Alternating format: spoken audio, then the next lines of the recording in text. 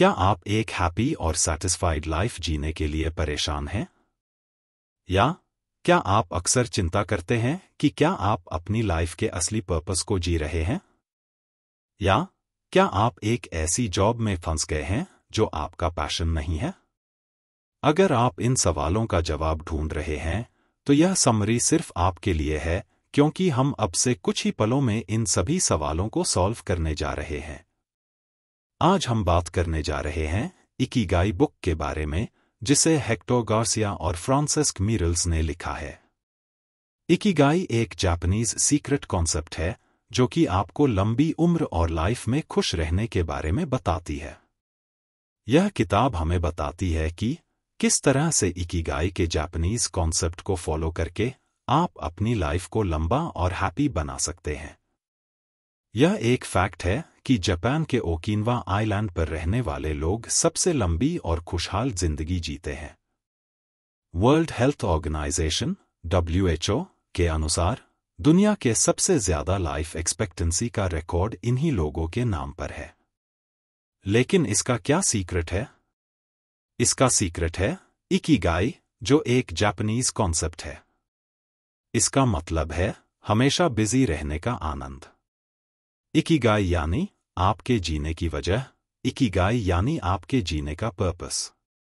Ikigai एक Japanese शब्द है जिसका मतलब होता है जिंदा रहने का रीजन, जिंदगी का पर्पस, आपके दुनिया में आने का रीजन। जापानीज मानते हैं कि हर इंसान का कम से कम एक इकिगाई होता ही है, जो कि उन्हें खुद को समझने के बाद ही मिल पाता है।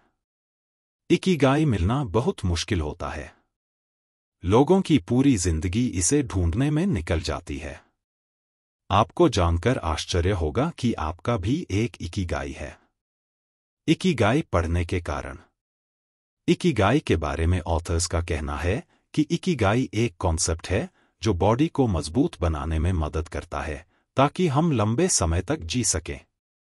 एक बार जब आपको लगता है कि आपके पास जीने का कोई क्लियर पर्पस नहीं है, तो भले ही आपकी दूसरी आदतें कितनी भी अच्छी क्यों न हों, आपकी लाइफ सीरियसली कम हो सकती है। रिसर्चेस में यह भी पता चला है कि लाइफ का एक हैक भी है।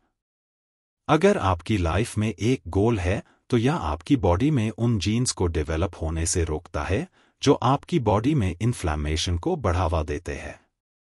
साथ ही साथ सेल्स के मरने की प्रोसेस को भी धीमा करता है।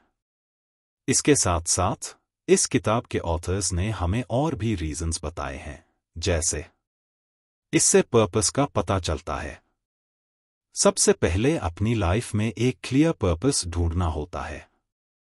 यह एक बेहतर जॉब ढूंढने, घर खरीदना, एक स्पेशल खाना पकाना या एग्जाम पास करने जितना छोटा भी हो सकता है। इससे हमें एक्टिव रहने में मदद मिलती है, क्योंकि हमारे गोल, चाहे कितने भी बड़े हों या छोटे, वे हमें आगे बढ़ने की प्रेरणा देते हैं, जिससे हमें एक्टिव और खुश रहने में मदद मिलती है। लेकिन कुछ भी शुरू करने के लिए सबसे पहले उसके बारे में जानना और पर्पस डिसाइड करना उतना ही जरूरी है जितना हेल्थ, वेल्थ या बिजनेस को शुरू करने के लिए टाइम एलोकेट करना। ऑथर अपनी कहानी बताते हुए कहते हैं कि जब उन्हें अपने बड़े गोल की अवेयरनेस हो गई, तो उससे रिलेटेड हर छोटे और बड़े काम में उन्हें शांति और खुशी मिलने लगी, और हर एक्शन उन्हें ये एहसास करवाता कि उनका जीवन खुशहाल होने वाला है, जो कि आज सच है। इसने उनके मन को भी शांति दी कि वह एक पर्पसफुल और मीनिंगफुल जिंदगी जी रहा है। भले ही उन्हें कभी कभी छोटे मोटे फेलियर मिले, लेकिन अपने गोल पर कॉन्सेंट्रेट करने की उनकी आदत, हैबिट, ने उनकी खुशी में अहम भूमिका निभाई। यह हैप्पीनेस को इंस्पायर करता है। कई बार ऐसा होता है कि अपने भागदौड़ भरे जीवन में हम अक्सर उन कुछ सबसे जरूरी पलों को फील करने से चूक जाते हैं जो हमें अच्छे लगे थे या करना जरूरी थे। लेकिन इस बारे में उन पलों के लिए इकिगाई हमें उनके लिए ग्रैटिट्यूड में रहने की सलाह देने की बजाय इस बात पर ज्यादा ध्यान दिलाता है कि अगली बार से जैसे भी मौका मिले उन पलों को जीने पर ध्यान देना चाहिए। ये किताब आपको अपनी हैप्पी एक्टिविटीज, अपने सबसे अच्छे पलों, प्रेजेंट मोमेंट्स और ये कैसा दिखते हैं, उसमें आप कितना अच्छा महसूस करते हैं, आदि को दिमाग में इमेजिन करने का तरीका बताती है। क्योंकि हम शायद ही कभी नोटिस करते हैं कि हम आज में कितना अच्छा कर सकते हैं। इसकी बजाय फ्यूचर के बारे में परेशान होते रहते हैं। इसलिए समय निकालकर और यह सोचना कि मैं लाइफ में कहाँ हूं, कहाँ पहुंचना चाहता हूं और उसके लिए क्या क्या जरूरी काम करने हैं। इससे प्रेजेंट और फ्यूचर दोनों में इंसान को हैप्पीनेस और मन की शांति को पाने में मदद मिलती है। खुशी सिंप्लिसिटी में है। जापान के लोग सिंप्लिसिटी को पसंद करते हैं। कई लोगों ने बहुत बड़े इन्वेंशंस किए, किताबें लिखी, रिसर्चेस की, बड़ी कामयाबियां हासिल की, पर इसके बावजूद यह लोग लाइफ में सिंप्लिसिटी को इंपॉर्टेंस देते हैं। उनका मानना है कि एक साथ रहने की स्पिरिट, एक एक्टिव डेली रूटीन, एक पीसफुल, हेल्दी, हैप्पी और लंबी लाइफ के लिए मायने रखती है। इसके अलावा जापान के ओकिनावा के लोग काइंडनेस को भी इंपॉर्टेंस देते हैं। ये हेल्थ अवेयरनेस को बढ़ावा देती है। इकिगाई किताब हमें हेल्दी रहने के लिए अवेयर करती है। ये बताती है कि हमेशा एक्टिव रहने के लिए शरीर को मूव करते रहना चाहिए। इसे हर पल करने के लिए आपको वॉकिंग या ऑफिस में अपनी रो में चलना या अपनी कोई मनचाही एक्टिविटी करनी चाहिए। ये पॉजिटिविटी बढ़ाने में मदद करती है। इसके अलावा अपना मनचाहा काम और पॉजिटिव सोच सिखाते हुए ये किताब हमें पॉजिटिव रहने में भी हेल्प करती है। अपनी इकिगाई को ढूंढें। अपनी इकिगाई को ढूंढने के लिए यहाँ 12 स्टेप्स दिए गए हैं, जिनके बारे में अब हम डिटेल में बात करेंगे। हर स्टेप बहुत ही ध्यान से समझे, क्योंकि हर स्टेप आपकी जिंदगी बदल सकता है। स्टेप 1, लाइफ का मतलब क्या है? आपकी लाइफ का मतलब क्या है?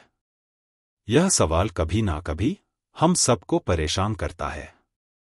एक बार सोच कर देखिए, अगर आपको जिंदगी का मकसद मिल जाए, जिंदगी का वह मकसद जिसे हम ढूंढ रहे हैं, तो समझ लीजिए आपको सुबह उठने की वजह मिल जाएगी, रात में सुकून से सोने की वजह मिल जाएगी। एक ऐसा मकसद जो जिंदगी भर आपकी खुशियों का कारण बन सके। इसी चीज को ढूंढने में मदद करती है इकिगाई। इस तरह अपनी इकिगाई को ढूंढने के लिए आपको अपने आप से इन 4 सवालों को पूछना चाहिए। पहला सवाल, प्यार क्या है? यह सवाल शायद सबसे आसान है। इसके लिए आप सोचिए कि वह कौन सा काम है जो आपको सबसे अच्छा लगता है, जो आपको एनर्जी देता है, जिसे करने में आपको मजा आता है, जिसको करने में आपको बोरियत या थकावट नहीं होती। यह कुछ भी हो सकता है, जैसे पेंटिंग, गाना गाना, खाना बनाना, पढ़ना, घूमना या फिर मेरी तरह यूट्यूबिंग करना, एटसेट्रा। कोई भी ऐसा काम जो आपको बहुत ज्यादा अट्रैक्ट करता है। यह आपके ऑफिस का काम हो सकता है, फैमिली का काम हो सकता है, यह आपका पर्सनल इंटरेस्ट हो सकता है। दूसरा सवाल, आप किस काम में अच्छे हैं? आप कौन से काम में अच्छे हैं? किस काम में आप एक्सपर्ट हैं? आपके पास कौन सी स्किल है जिसमें आप नेचुरली अच्छे हैं या उसे करने और सीखने में आप उसमें दिलचस्पी रखते हैं? यह हर एक के लिए अलग अलग हो सकता है। इसलिए ऐसी चीज को ढूंढें। भले ही उसमें आपका नेचुरल स्किल कम हो, परफेक्शन न हो, तब भी प्रैक्टिस करते करते धीरे धीरे आप में स्किल और परफेक्शन आ जाएगी। तीसरा सवाल, क्या आपको इसके लिए पैसे मिलते हैं? बात सिर्फ प्यार और अच्छे की करें तो आपको कोई भी चीज करना पसंद हो सकता है, लेकिन यह जरूरी नहीं है कि इस चीज के लिए आपको पैसे दिए जाएं। हो सकता है आपको घर की सफाई करना बहुत पसंद हो, लेकिन इस चीज के लिए आपको कोई दूसरा पैसे नहीं देगा। इसलिए कोई ऐसा काम ढूंढे जिसकी दुनिया को जरूरत भी हो, ताकि उसके बदले वो आपको पे भी करें। चौथा सवाल, दुनिया की क्या जरूरत है? इसके लिए आप यह देखिए कि जो आपको पसंद है, क्या उनमें से लोगों को किसी चीज की जरूरत है? दुनिया को इनमें से क्या चाहिए? जिनसे उनकी प्रॉब्लम सॉल्व हो सके, ताकि आप अपने मनपसंद काम के जरिए लोगों के प्रॉब्लम्स सॉल्व करें और पैसे कमाकर अपनी लाइफस्टाइल भी अच्छी करें। स्टेप 2, इकिगाई को जानना और अपने सर्कल को जानना। पैशन को जानना। पहले सर्कल और दूसरे सर्कल के बीच जो कॉमन होता है वह आपका पैशन कहलाता है, यानी जो काम आपको पसंद है, जिसमें आप अच्छे भी हो, वही कहलाता है आपका पैशन। Professional circle. दूसरे सर्कल और तीसरे सर्कल के बीच जो कॉमन होता है वह आपका प्रोफेशन होता है, यानी जिस काम में आप अच्छे हैं। Vocation circle. तीसरे सर्कल और चौथे सर्कल के बीच जो कॉमन होता है वह आपका वोकेशन होता है, यानी जिस काम का आपको पैसा मिल सकता है, उसी काम की अगर दुनिया को जरूरत भी है तो वह आपका वोकेशन यानी पेशा भी बन सकता है। Mission circle. चौथे सर्कल और पहले सर्कल के बीच जो कॉमन होते हैं वही आपका मिशन होता है, यानी दुनिया को जिस चीज की जरूरत थी आपको वही काम करना पसंद भी था, तो वह आपका मिशन बन जाता है और दोनों को फायदा होता है। इस तरह अगर आपकी जिंदगी में कोई ऐसा काम है जो आपको करना पसंद है, आप दूसरों के मुकाबले उस काम में अच्छे भी हो, फिर उस काम के लिए आपको पैसा भी मिल सकता है और आपके हिसाब से दुनिया में उस काम की लोगों को जरूरत भी है, तो ऐसे काम को जापानीज में कहा जाता है इकिगाई, जिसे अगर हिंदी में ट्रांसलेट किया जाए तो मतलब निकलता है जीने की वजह। मतलब अगर आपको एक हैप्पी और फुलफिलिंग लाइफ जीनी है तो आपको अपना इकिगाई ढूंढना ही पड़ेगा, और जब आप अपनी लाइफ में अपना इकिगाई पालेंगे तभी आप एक फुलफिल्ड लाइफ जी सकेंगे, वरना हमेशा जिंदगी में कुछ न कुछ अधूरा रह जाएगा। और इन सब के लिए आपको पूरी ईमानदारी के साथ इन 4 सवालों के जवाब ढूंढने होंगे। स्टेप 3, अपने इकिगाई को कैसे ढूंढें। इसके लिए सबसे पहले आप एक बड़ा सा स्क्वायर बनाएं, उसे 4 बराबर स्क्वायर हिस्सों में बांट लें। पहले स्क्वायर में लिखें, यह काम मुझे पसंद है और इसमें मैं एक्सपर्ट भी हूं। इसमें आप वो सारी चीजें लिखें जो आपको करना पसंद है और आप उनमें एक्सपर्ट भी है। दूसरे स्क्वायर में लिखें, यह काम मुझे पसंद है लेकिन मुझे यह अच्छे से करना नहीं आता, यानी कि ऐसे काम जिसे आप बहुत पसंद करते हो लेकिन वो आपको करना नहीं आता, हालांकि आप दिल से उस काम को करना चाहते हैं। तीसरे स्क्वायर में लिखें, यह काम मुझे पसंद नहीं है लेकिन इन्हें करना ही करना है, यानी ऐसी चीजें जिन्हें करना आपको पसंद नहीं है लेकिन इसे मजबूरी में करना पड़ता है। जैसे आपको प्रोग्रामिंग पसंद नहीं है लेकिन जॉब में रहने और पैसे कमाने के लिए इसे करना पड़ता है। चौथे स्क्वायर में लिखें, यह काम मुझे पसंद नहीं है, मुझे अच्छे से करना भी नहीं आता, यानी ऐसी चीजें जो आपको पसंद भी नहीं है और आप उसके एक्सपर्ट भी नहीं हो, फिर भी आपको मजबूरी में करनी पड़ती है। जैसे कि आपको अपना रूम साफ करना पड़ता है। इन्हें लिखने के बाद आप यह देखें कि आप अपना ज्यादातर समय किन कामों में बिताते हैं, कितना समय उन कामों को देते हैं जिसमें आप अच्छे भी हैं और आपको पसंद भी है, कितने बार वह काम करते हैं जो आपको पसंद नहीं है। ऑथर ऐसा करने की सलाह इसलिए देते हैं क्योंकि ज्यादातर लोग वैसे कामों में ज्यादा समय देते हैं जो उन्हें करना पसंद नहीं है, इसलिए उन्हें अपना पैशन नहीं मिल पाता और जिंदगी में अधूरापन महसूस होता है।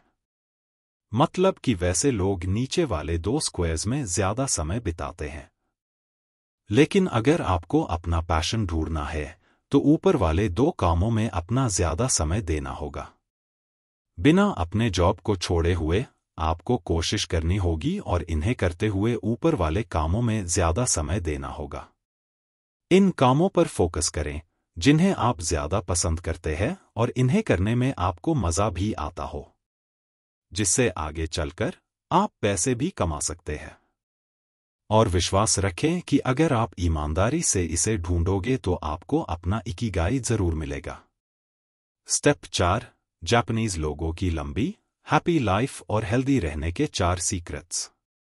जापान के ओकिनावा के लोगों की लाइफ में कुछ खास हैबिट्स शामिल हैं, जिनकी वजह से वो इतनी लंबी, हैप्पी, फुलफिलिंग और क्वालिटी लाइफ जीते हैं। तनाव। जापान के लोगों का मानना है कि तनाव और डिप्रेशन लंबी उम्र के दुश्मन है। इसलिए एक खुशहाल लाइफ जीने के लिए तनाव को हमेशा दूर रखना चाहिए। खानपान। जापान के लोग कभी भी भर पेट खाना नहीं खाते हैं, वो हमेशा अपनी भूख का 80% ही खाना खाते हैं। इसके लिए आप जब भी खाना खाएं, जैसे ही आपका पेट भरने वाला हो तुरंत खाना बंद कर दें। शुरुआत में आपको शायद पता ना चले कि कब आपने 80% खाना खा लिया है, लेकिन जैसे जैसे आप इसको करेंगे तो धीरे धीरे सीख जाएंगे। रीसेंट स्टडी में पता चला है कि ओकिनावा के लोग रोज एवरेज 1800 से 1900 कैलोरीज लेते हैं। इसके अलावा जापान के लोग रोज एवरेज 18 अलग अलग तरह के फूड्स खाते हैं। फलों और सब्जियों की 5 सर्विंग्स हर रोज लेते हैं, जिसमें अलग अलग रंग की शिमला मिर्च, गाजर, पालक, गोभी, आलू, फलियां और सोयाबीन होती है। 30% कैलोरीज जापान के लोगों की सिर्फ सब्जियों से आती है। गेहूं जापानीज लोगों की नींव है और सफेद चावल वो रोज खाते हैं। मछली हफ्ते में 3 बार खाते हैं। एवरेज नमक 7 ग्राम्स से लेकर 12 ग्राम्स ही खाते हैं। इसके अलावा जापानीज लोग ग्रीन टी और व्हाइट टी को भी कंज्यूम करते हैं। एक समय में एक काम। आप जो भी काम करते हैं उसको करते समय फोकस होना बहुत जरूरी है। फोकस होने से आपके काम में फ्लो आता है, जिससे आप वो काम बहुत ही आसानी और बिना थके कर सकते हैं। इसलिए हमेशा वो काम चुने जिसे करने के लिए आपको रिसर्च करनी पड़े, आपको मेहनत करनी पड़े, आपके दिमाग को हमेशा सोचना पड़े, ताकि आपका फोकस बना रहे। हमें ऐसा लगता है कि एक साथ एक से ज्यादा काम करने से हम अपना समय बचाते हैं और ज्यादा काम कम समय में खत्म कर सकते हैं। लेकिन ऐसा करने के साइंटिफिक एविडेंस इसके बिल्कुल अपोजिट है। रिसर्च में यह साबित हुआ है कि जो लोग एक समय में एक से ज्यादा काम करते हैं, वो काम को लेट खत्म करते हैं, साथ ही उस काम को करते समय वो बिल्कुल भी प्रोडक्टिव नहीं होते हैं। इसलिए हमें एक समय में पूरे फोकस के साथ एक ही काम करना चाहिए। स्टेप 5, इकिगाई, रिटायरमेंट और हेल्थ लेसन्स। क्या आपको पता है कि जापानी लैंग्वेज में रिटायरमेंट जैसा कोई भी शब्द नहीं है? जापान के लोग अपने काम से कभी भी रिटायर नहीं होते हैं, वो पूरी जिंदगी कुछ ना कुछ काम करते ही रहते हैं। वहीं अगर हम दूसरी तरफ दूसरे देशों की बात करें तो लोगों को जल्दी से रिटायरमेंट चाहिए, उनको कैसे भी करके अपने काम से छुटकारा चाहिए, और ऐसा इसलिए होता है क्योंकि वो अपने काम से प्यार नहीं करते हैं। जब आप कोई भी काम जबरदस्ती या सिर्फ पैसों के लिए करते हैं तो उस काम में आप खुश नहीं रहते हैं। जिस कंपनी के लिए काम करते हैं उसको भी आपसे ज्यादा वैल्यू नहीं मिलती है। इसलिए लंबी और खुशी से भरी जिंदगी जीने के लिए आपको अपने काम से प्यार होना चाहिए, तब आप कभी रिटायरमेंट के बारे में नहीं सोचेंगे, क्योंकि आपकी खुशी अब आपके काम में होगी, ना कि घर में बैठकर बॉडी को जंग लगाने में। ज्यादा देर तक बैठने से आप जल्दी बूढ़े हो जाएंगे। ज्यादा देर तक बैठने से शायद आपको फिजिकल कंफर्ट मिले, लेकिन इससे आपके सेल्स को नुकसान होगा। खाने का इम्बैलेंस, हाइपरटेंशन और यहां तक कि कैंसर जैसी बीमारी भी हो सकती है।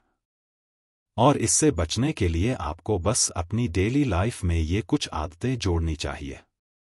रोज कम से कम 21 मिनट्स चले। लिफ्ट या एलिवेटर का इस्तेमाल ना करें।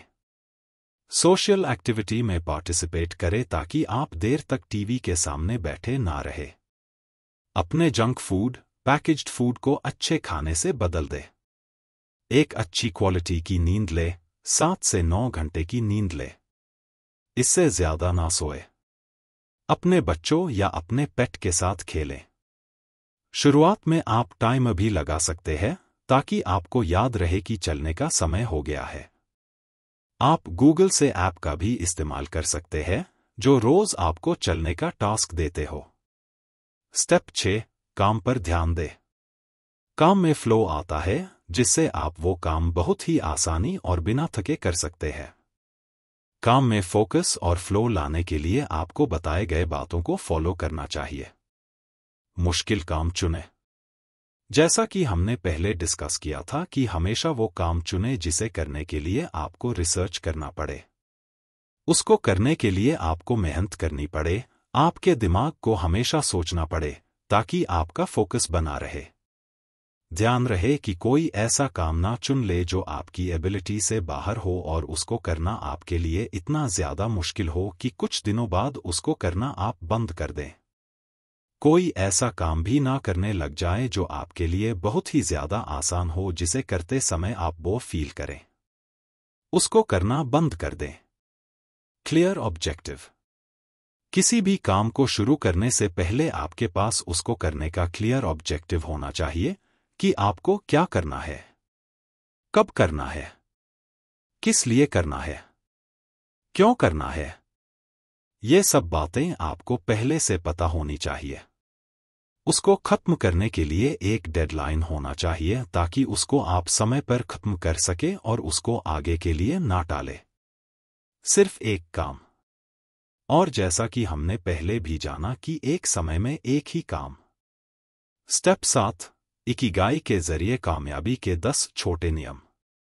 अपने आप को अच्छे दोस्तों से घेरें। स्लो स्पीड से लाइफ जिए।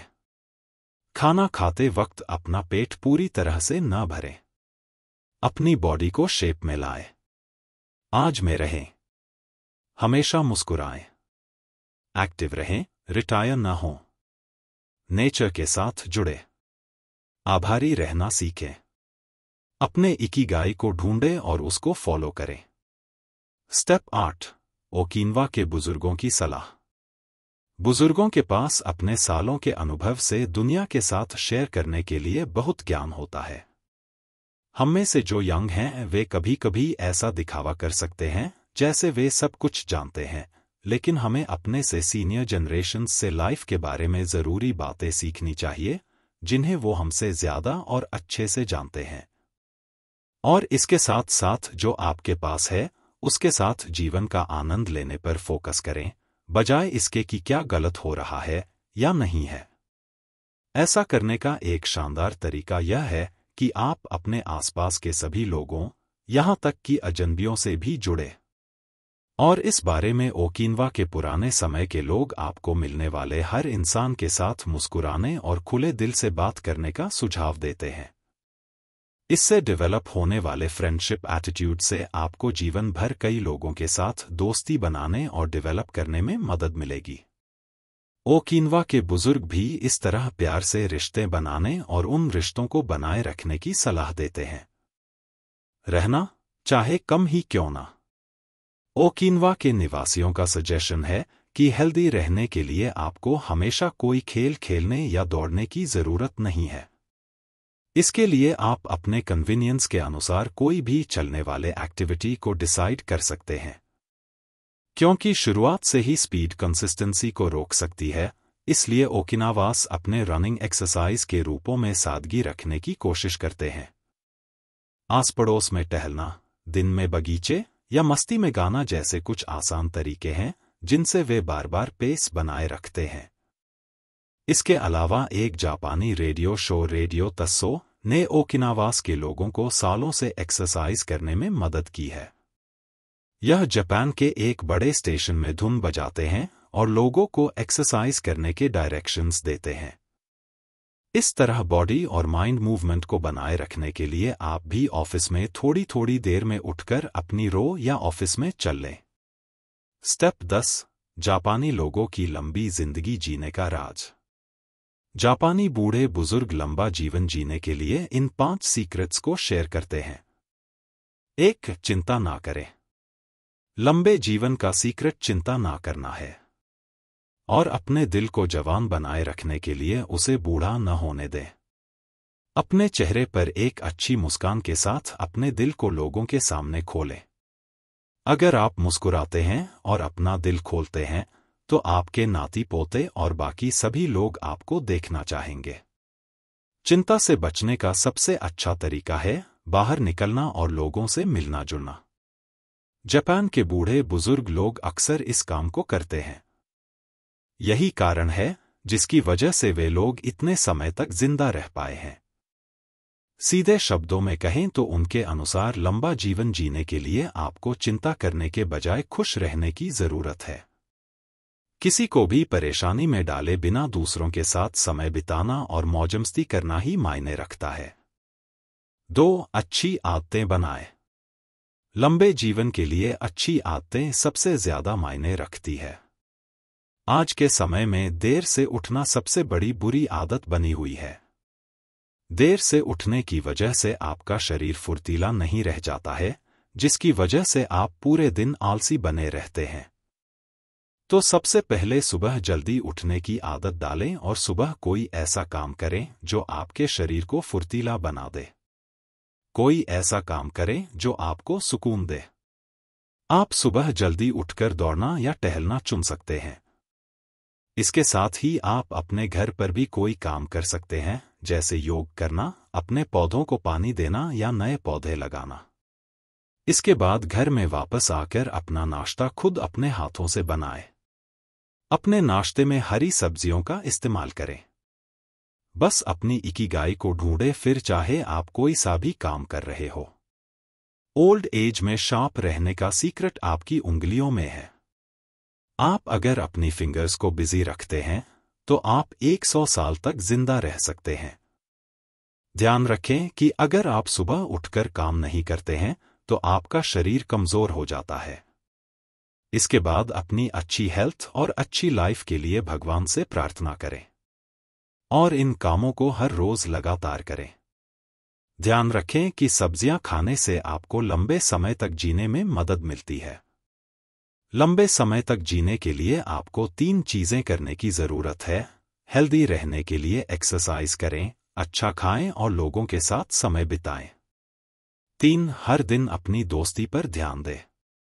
अपने दोस्तों से मिलते रहना आपके जीवन में एक और साल जोड़ता रहता है, क्योंकि आपके दोस्त वो इंसान होते हैं जो आपको खुश और स्पेशल महसूस करवाते हैं। और दोस्तों के साथ रहना जीवन में सबसे ज्यादा सुखदायक होता है।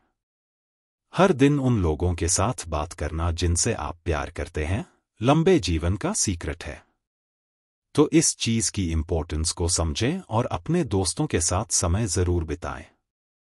अपने पड़ोसियों के साथ बातें करना, चाय पीना और साथ में गाना, यह लाइफ की सबसे अच्छी चीज है। अपने दोस्तों के साथ नई जगहों पर जाएं, इससे आपको ज्यादा खुशी मिलेगी। लंबी लाइफ का यही सीक्रेट है, लोगों के साथ मिलना और एक जगह से दूसरी जगह जाना। 4. अधूरा जीवन जिए। एक लंबी लाइफ के लिए कामों को धीरे और आराम से करने पर ध्यान दें। अगर आप जल्दी में नहीं हैं तो आप ज्यादा समय तक जिंदा रहेंगे। जापान के काफी बूढ़े बुजुर्ग लंबे समय तक जिंदा रहने के लिए इस सीक्रेट को शेयर करते हैं। वे सुबह जल्दी उठकर अपनी एक्सरसाइज करते हैं और अच्छा नाश्ता करते हैं। और जब वो इन सब के बाद थक जाते हैं तो अपने दोस्तों से मिलने चले जाते हैं। हर दिन कई अलग अलग चीजें करना आपके जीवन को बढ़ाता है। जैसा कि आजकल लोग अपने बिजी स्केड्यूल की वजह से काफी ज्यादा बिजी रहते हैं और कभी कभी अपने काम से ओवरवेल्म्ड भी हो जाते हैं। लेकिन ऐसा करना कभी भी आपकी लाइफ को बढ़ा नहीं सकता है। इसलिए ओवरवेल्म्ड होने पर एक समय में एक काम पर ध्यान दें। ऐसा करके आप अपने आज के काम को सही तरीके से पूरा भी कर सकते हैं। ध्यान रखें कि लंबी लाइफ का सीक्रेट जल्दी सोना, जल्दी उठना और टहलने जाना है। अगर आप शांति से रहते हैं और छोटी छोटी चीजों का आनंद लेते हैं, अपने दोस्तों के साथ मिलते हैं, तो आपको ज्यादा जीने से कोई नहीं रोक सकता है। 5. आशावादी बने। हर दिन खुद से कहे, आज का दिन हेल्थ और एनर्जी से भरपूर होगा। इसे पूरी तरह से जिएं, बेशक आपकी उम्र कितनी भी हो या आप कितना भी कमजोर महसूस कर रहे हो, खुद से कहे मुझे अभी भी बहुत कुछ करना है। और यह कहते हुए जोर से हंसे। हंसी सबसे जरूरी चीज है। इसलिए आप जहां भी जाते हैं वहां हंसे। इससे आपका और आपके साथ रहने वाले हर इंसान का मूड अच्छा रहेगा और काम करने के लिए आपको मोटिवेशन मिलेगी। आप अपना समय किस मूड में बिताते हैं, यह बहुत मायने रखता है। स्टैटिस्टिक्स को देखें तो जो लोग उदास, दुखी या गुस्से में अपना ज्यादा समय बिताते हैं, उनकी मौत ज्यादा हंसने और खुश रहने वाले लोगों से पहले होती है। इसलिए हंसने को अपनी प्रायोरिटी बनाएं। खुद को इस जीवन में रहने के लिए भाग्यशाली समझे। अपने जीवन को हर एक दिन के लिए धन्यवाद कहे। दूसरों का धन्यवाद अदा करें, दूसरों की मदद करें, इससे आपको हैप्पीनेस और सैटिस्फैक्शन महसूस होगी। लंबा जीना आपके ही हाथों में है, बस इसे अपनाएं। स्टेप 11, लोगोथेरेपी से इकिगाई। लोगों के ना खुश रहने का सबसे बड़ा कारण लाइफ में किसी पर्पस का न होना है। लाइफ में पर्पस न होने की वजह से लाइफ मीनिंगफुल नहीं लगती है।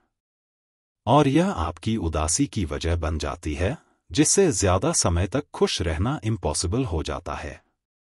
यहां तक कि कई लोग उम्मीद छोड़ देते हैं और सुइसाइड करने की भी कोशिश करते हैं, जो बहुत बड़ी प्रॉब्लम है। इस प्रॉब्लम को दूर करने के लिए आप किताब में बताई गई लोगोथेरेपी टेक्निक का इस्तेमाल कर सकते हैं। लोगोथेरेपी, यह क्या है? लोगोथेरेपी मरीजों को अपने न्यूरोसिस का सामना करने के लिए कॉन्शियस रूप से अपनी लाइफ के पर्पस की खोज करने के लिए इंस्पायर करती है। अपनी डेस्टिनी को पूरा करने की उनकी खोज तब उन्हें आगे बढ़ने के लिए इंस्पायर करती है। लोगोथेरेपी पास्ट की मेंटल ब्लॉक्स को तोड़ती है और रास्ते में आने वाली सभी रुकावटों पर काबू पाती है। लोगोथेरेपी के प्रोसेस को इन 5 स्टेप्स में अच्छे से समझा जा सकता है। इंसान अंदर से खाली, निराश या चिंतित महसूस करता है। थेरेपिस्ट उन्हें दिखाते हैं कि वह जो महसूस कर रहे हैं वह एक मीनिंगफुल लाइफ पाने की इच्छा है, जिससे मरीज को उस खास समय में अपने लाइफ के पर्पस का पता चलता है। मरीज अपनी मर्जी से उस भाग्य को एक्सेप्ट या रिजेक्ट करने का फैसला करता है, जिससे उसकी पूरी लाइफ जुड़ी हुई होती है। और जब मरीज को अपनी लाइफ के लिए यह नया पैशन मिल जाता है, तो उसका यह नया पैशन उसे रुकावटों और दुखों को दूर करने में मदद करता है। अगर इंसान को ऐसा करने में मदद की जरूरत है, तो लोगोथेरेपी उसे विजुअलाइजेशन के जरिए उसकी मदद करती है। उन्हें अपनी लाइफ के पर्पस की खोज में और बाद में परेशानियों पर काबू पाने में गाइडेंस की जरूरत होती है, ताकि वह अपने पर्पस की ओर बढ़ सके। लोगोथेरेपी के अकॉर्डिंग, लाइफ में अपने पर्पस की खोज करने से इंसान को उस खाली जगह को भरने में मदद मिलती है। स्टेप 12, महत्वपूर्ण सीखे। किताब के लाइफ लेसन्स।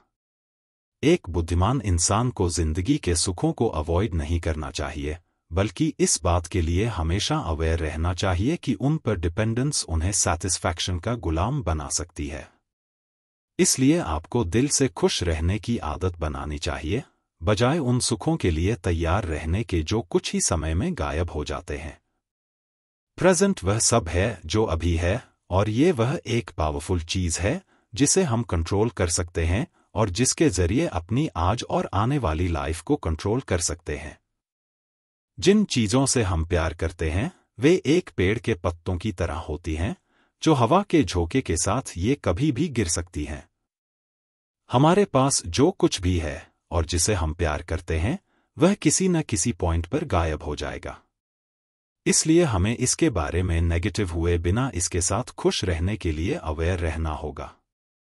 हमें आज में खुश रहना चाहिए, और इसे ध्यान में रखने से हमें नुकसान के समय ज्यादा दर्द से बचने में मदद मिलती है। हमारे इकिगाई से जुड़ने के लिए कोई फिक्स्ड प्लान नहीं है, इसलिए इसे ढूंढने के बारे में ज्यादा चिंता न करें। बस आप जिसे प्यार करते हैं उसमें बिजी रहें, साथ ही उन लोगों से घिरे रहें जो आपसे प्यार करते हैं। हम अपनी लाइफ का मीनिंग नहीं बनाते, हम उसे अपने मनपसंद काम को करते हुए ढूंढते हैं, इसलिए पैशनेटली काम को करें। हम में से हर एक के पास जीने का एक यूनिक कारण है। उसे ढूंढे और लाइफ के पर्पस को पूरा करने के लिए जिंदगी जिए। रोज की हेल्दी हैबिट्स। जापानी खाना तब बंद कर देते हैं जब उनका पेट 80% भर जाता है। तनाव एक प्रूवन किलर है। जिंदगी में चैलेंजेस माइंड और बॉडी को एक्टिव रखने के लिए अच्छे हैं, पर हमें जरूरी चैलेंजेस को सॉल्व करने पर ध्यान देना चाहिए और बाकियों को अवॉइड। आराम करे, थोड़ा धीमा शुरू करो और करते करे, अच्छा खाए और सो जाए। सब कुछ ठीक है। लाइफ एक मैराथन है, 100 मीटर की स्प्रिंट नहीं। अपने माइंड और बॉडी को बिजी रखें। क्लियर पर्पस वाले लोग कभी भी रिटायर नहीं होते हैं और अपनी आखिरी सांस तक अपने पैशन के साथ में बने रहते हैं। मुस्कुराएं और लोगों से मिलें। बहुत मेहनत करें, लेकिन अपनी इकिगाई पर। बाकी पर जितना हो सके उतनी कम मेहनत करें। शुरुआत करें और आसान और सबसे ज्यादा कंफर्टेबल स्टेप के साथ शुरू करें। समय और इंफॉर्मेशन के साथ इसे इंप्रूव करते रहें। खाने की आदतें। सब कुछ थोड़ा थोड़ा खाएं। डाइवर्सिटी इंपॉर्टेंट है। अलग अलग तरह का खाना खाएं, खास तौर से सब्जियां। इसके अलावा ओकिनावा के लोग चीनी कभी कभार ही खाते हैं, लेकिन कोई मिठाई या चॉकलेट नहीं या न के बराबर। इसलिए शुगर जैसी बीमारी जापान में रेयरली ही सुनने को मिलती है। तो शुगर से बचने और हेल्दी रहने के लिए आप भी इस तरीके का इस्तेमाल करें। सिट्रस फल खूब खाएं। इनमें ऐसे केमिकल्स होते हैं जो कैंसर, डायबिटीज और मोटापे को रोकते हैं। तो दोस्तों, ये हैं जापानी लोगों के खुशी और हेल्दी रहने का सीक्रेट, जिसे इकिगाई कहते हैं, जिसमें हमने सीखा कि पैशनेट काम करने पर ज्यादा समय, एनर्जी और ध्यान देना चाहिए। अपने मनचाहे काम से लोगों की जिंदगी में वैल्यू ऐड करना चाहिए, ताकि आप भी अपने पैशन का काम करें और लोगों की प्रॉब्लम्स भी सॉल्व हो और लाइफ में एक क्लियर गोल बनाकर उसके लिए जीना चाहिए। हमें उम्मीद है कि आपने पैशन, हैप्पीनेस और हेल्थ के बारे में कई जरूरी बातें सीखी होंगी। अब इन्हें अपनी जिंदगी में अपनाएं और अपना पैशनेट काम करते हुए कामयाब बने। दोस्तों, उम्मीद करता हूं इकिगाई बुक आपको जरूर पसंद आई होगी। अगर इकिगाई बुक समरी आपको अच्छी लगी है तो इसे अपने दोस्तों के साथ शेयर करना ना भूलें।